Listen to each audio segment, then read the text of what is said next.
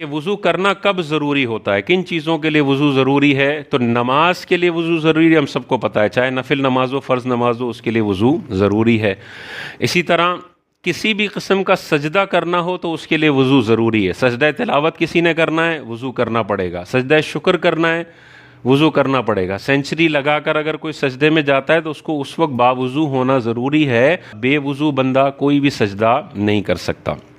اسی طرح طواف کے لیے بھی وضو ضروری ہے، بے وضو کوئی بھی طواف نہیں ہو سکتا، چاہے حج کا طواف ہے وضو ضروری ہے، عمرے کا طواف ہے وضو ضروری ہے۔ کوئی نفلی طواف ایسے ہی کرنا چاہ رہا ہے، عمرے کی طاقت نہیں ہے، صرف طواف کے چکر لگانا چاہتا ہے، اس کے لیے بھی وضو ضروری ہے۔ دوران طواف وضو ٹوٹ جاتا ہے تو علماء نے ارشاد فرمایا اگر 4 سے کم چکر لگے ہیں اور وضو ٹوٹ گیا تو وضو کر کے آئے۔ اب اس کے پاس 2 آپشن ہیں، یا تو 0 سے طواف کا آغاز کرے، جو 3 چکر لگا لیے ہیں وہ ختم کر دے، 0 سے دوبارہ طواف شروع کرے، اور دوسرا آپشن ہے کہ جہاں تک اس کے چکر ہو گئے وہیں سے دوبارہ طواف شروع کر دے۔ اور اگر 4 چکر لگا چکا ہے اب وضو ٹوٹا ہے تو اب 0 سے نہیں شروع کر سکتا، اب لازمی ہے کہ جہاں وضو ٹوٹا ہے وہ جگہ نوٹ کر لے، وہاں سے طواف دوبارہ کرنا پڑے گا۔ اسی طرح قرآن کو چھونے کے لیے، قرآن کو پڑھنے کے لیے وضو ضروری نہیں ہے، قرآن کو ٹچ کرنے کے لیے باوضو ہونا ضروری ہے، کیونکہ اللہ تعالیٰ نے ارشاد فرمایا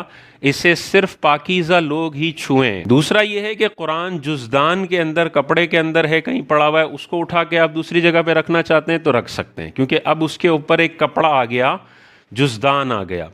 لیکن اگر قرآن پہ ایسا کور لگایا ہے جو قرآن کے ساتھ چپک گیا ہے، اس کی جلد کا حصہ بن گیا ہے، گتے کا حصہ بن گیا ہے، تو اب یہ تو ایسا ہی ہے جیسے یہ قرآن ہے، تو پھر اس کو ٹچ نہیں کر سکتے۔ لیکن جزدان ہے کہ نکال کے الگ بھی رکھ لیں، کپڑا ڈال بھی لیں، اس سے آپ اٹھا کے رکھ دیتے ہیں، مسئلہ نہیں ہے۔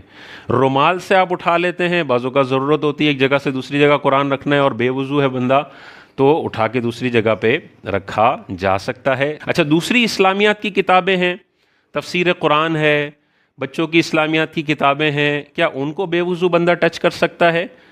تو بچوں کی اسلامیات کی کتابیں ان کو بے وضو بھی ٹچ کر سکتے ہیں، لیکن اس کتاب میں جہاں آیت لکھی ہوئی ہے اس آیت پر ہاتھ نہیں پڑنا چاہیے۔ آیت کے علاوہ جگہوں پر اگر آپ کا ہاتھ بے وضو ٹچ ہو جاتا ہے اس میں حرج نہیں ہے۔ موبائل کا کیا مسئلہ ہے؟ موبائل میں اگر قرآن کوئی پڑھنا چاہ رہا ہے تو موبائل ایک تو گلاس ہوتا ہے، اس کے پیچھے جو آپ کو نظر آ رہا ہوتا ہے وہ حقیقت میں قرآن نہیں ہوتا، وہ ریز کی شکل میں آپ کو قرآن نظر آ رہا ہوتا ہے، حقیقت میں آپ موبائل کی اسکرین کھولیں اندر قرآن کے نقش فزیکلی نہیں ہوتے۔ تو علماء نے اس کی اجازت دی ہے کہ بے وضو بندہ اگر قرآن اسکرین پر کھولتا ہے اور ٹچ کر لیتا ہے اسکرین کو تو اس میں وہ قرآن کو چھونے والے گناہ کا مرتکب نہیں ہوگا۔ تو یہ ساری وہ چیزیں ہیں جن میں وضو ضروری ہے، اس کے علاوہ چیزوں میں وضو ضروری نہیں ہے۔ درود شریف پڑھنے کے لیے، محفل نعت میں شرکت کرنے کے لیے، قرآن کی تلاوت کرنے کے لیے وضو ضروری نہیں ہے۔ کوئی ایسے ہی جا رہا ہے راستے میں، بائک پہ جا رہا ہے، بے وضو ہے، تلاوت کرنا چاہتا ہے، کر لے، بہتر ہے وضو کے ساتھ کر لے، لیکن کر سکتا ہے بغیر اس کے بھی۔ وضو کب کب کرنا بہتر ہے؟ ان چیزوں کے لیے تو لازم ہے، نماز پڑھنی ہے، سجدہ کرنا ہے، طواف کرنا ہے، قرآن کو چھونا ہے، ان کے لیے تو لازمی ہے۔ باقی کچھ جگہ ہیں جہاں پر شریعت کہتی ہے کہ لازمی تو نہیں ہے لیکن تم کر لو تو بہتر ہے۔ ہر نماز کے لیے تازہ وضو کرنا بہتر ہے۔ ایک نماز سے آپ 3-4 نمازیں، ایک وضو سے آپ 3-4 نمازیں بھی پڑھ سکتے ہیں، منع نہیں ہے۔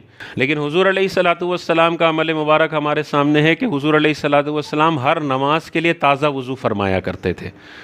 تو بیسٹ یہ ہے کہ تازہ وضو کر لیں، لیکن ایک وضو سے آپ 3-4 نمازیں بھی پڑھ سکتے ہیں۔ اسی طرح سونے سے فوراً پہلے وضو کرنا یہ بھی سنت مبارکہ ہے۔ حضور علیہ الصلوۃ والسلام کی عادت مبارکہ تھی، تو رات کو سونے سے پہلے باوضو ہو کر انسان سوئے، شیطانی خیالات سے بھی پاک رہتا ہے، گندی چیزوں سے بھی پاک رہتا ہے، اور اگر راتوں رات اس کو موت آ گئی تو یعنی یہ رات کو اس نے جو آخری کام کیا تھا وہ باوضو ہو کر سونے والا کام کیا تھا، اور سورہ ملک کی تلاوت کر کے وہ سویا تھا۔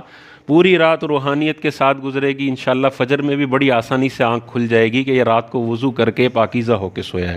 غسل کرنے سے پہلے جب آپ اپنا غسل جنابت کرنے جائیں یا جمعے کا غسل کرنے جائیں تو غسل سے پہلے وضو کر لینا یہ بھی مستحب ہے، سنت مبارکہ ہے۔ ویسے غسل کریں گے تو اس میں وضو آٹومیٹک ہو جائے گا۔ غسل میں تو آپ نے چہرے پہ بھی پانی بہانا ہے، ہاتھوں پہ بھی بہانا ہے، پیروں پہ بھی بہانا ہے، سب کچھ کرنا ہے۔ تو غسل کر لیا تو وضو بھی ہو جائے گا، لیکن غسل سے پہلے وضو کرنا یہ بھی سنت مبارکہ ہے، تو اس طرح کرنا چاہیے۔ اسی طرح سعی کے لیے، عمرہ کرنے ہم جاتے ہیں، حج کرنے جاتے ہیں، طواف کے لیے تو وضو ضروری ہے، سعی کے لیے وضو ضروری نہیں ہے۔ سعی بے وضو بھی ہو سکتی ہے، لیکن سنت مبارکہ ہے کہ سعی میں بھی انسان باوضو ہو اور وضو کر کے ہی سعی کرے۔